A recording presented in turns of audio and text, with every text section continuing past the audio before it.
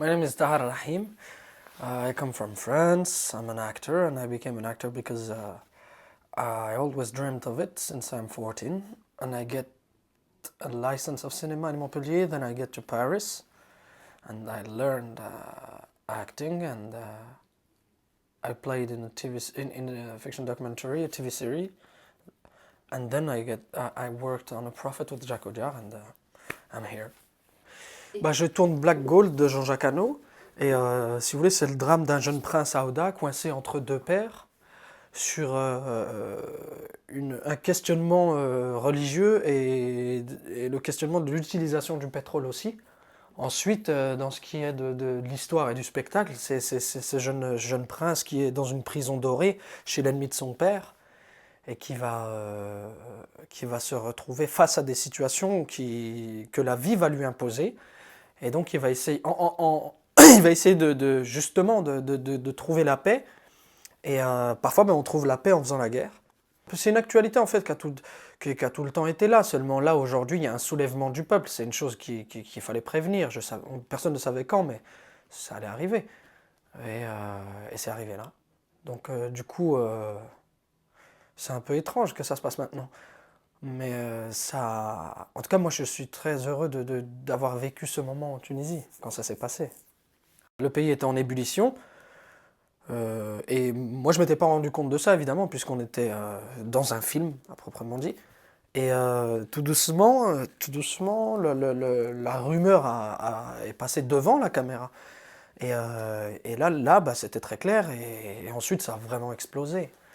Et c'est beau de voir les gens se battre pour leur propre liberté, qui s'unissent comme ça pour défendre leurs biens et leurs familles. Il y avait ce charme des valeurs nobles qui était mis en exergue dans tout le pays comme ça d'un coup. Et surtout les visages avaient changé. Entre le début du film, le début du tournage en Tunisie à la fin, ils ont traversé les barreaux. Ils les ont brisés à la force des bras. Et c'était beau à voir ça. Très beau. Moi, comment j'aborde les personnages, c'est qu'est-ce que j'aurais été moi si j'avais eu cette vie. Donc évidemment, c'est quelqu'un d'absolument différent. Et au lieu de faire de la fabrication, on essaie de composer intérieurement. Et ça, c'est très très dur. C'est pas facile. En plus en anglais, alors. Bah, y a un personnage qui est défini par le scénario, et ensuite, ce personnage défini par le scénario, il est juste théorique, et j'en deviens la pratique, évidemment aidé par toute une équipe et Jean-Jacques. Mais à ce moment-là, ben, s'il me traverse moi, ben, il sera autre chose, évidemment. Et je pense que la chose qu'on a faite et qu'on a bien fait de faire, c'est de suivre ça. Donc, je veux dire, le scénario était une chose, et quand on tourne, il devient autre chose. Si on refuse de l'accepter, ben, le film, il se plante. À un moment, le film, il décide de vivre aussi un peu par lui-même. C'est là où il faut surfer avec lui.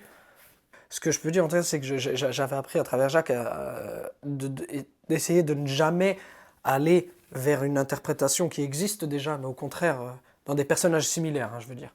Essayer tout le temps d'aller ailleurs, de trouver quelque chose ailleurs. Et c'est un peu les mêmes choses avec Jean-Jacques aussi. Il essaie de créer des choses aussi, on essaye, quoi. De tout le temps trouver le cœur de la scène. Voilà, c'est ça. Trouver le cœur de la scène. Je pense que c'est comme ça qu'il fonctionne, que ce soit dans le jeu, au montage ou à l'image, c'est trouver le cœur de la scène. Cœur, ça veut dire un million de choses, ça veut dire vie, ça veut dire battement, ça veut dire échange.